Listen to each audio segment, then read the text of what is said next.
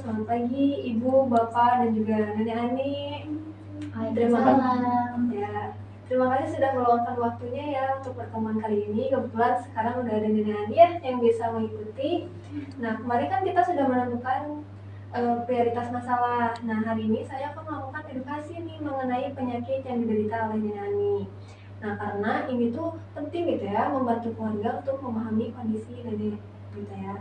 Nah, kita mau membicarakan apa itu Alzheimer, faktor resikonya, gejalanya, terus juga pencegahan serta pengelolaannya.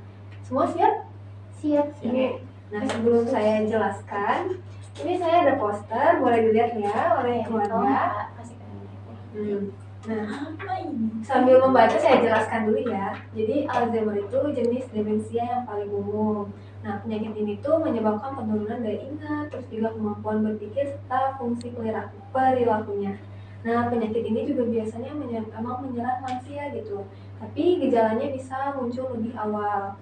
Apakah sejauh ini keluarga pernah dengar nggak tentang Alzheimer ini?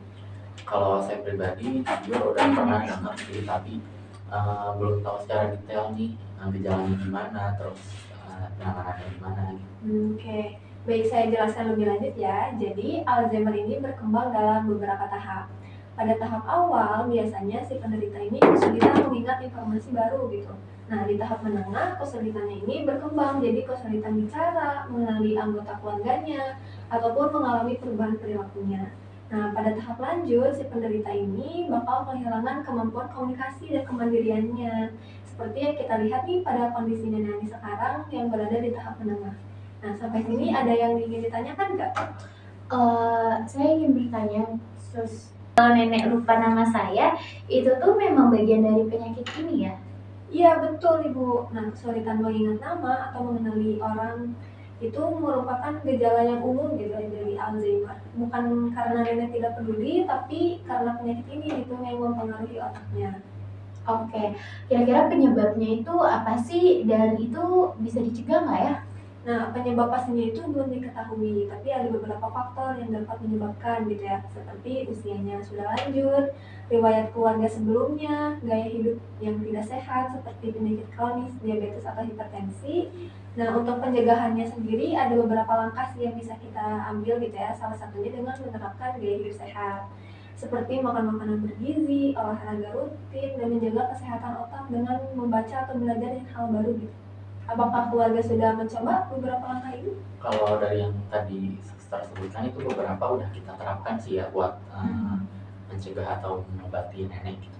Tapi sejauh ini kita belum konsisten karena beberapa hal. Tapi mungkin mulai dari sekarang kita bisa mulai untuk mencoba yang lain. Tapi selain itu ada nggak sih yang bisa kita lakukan?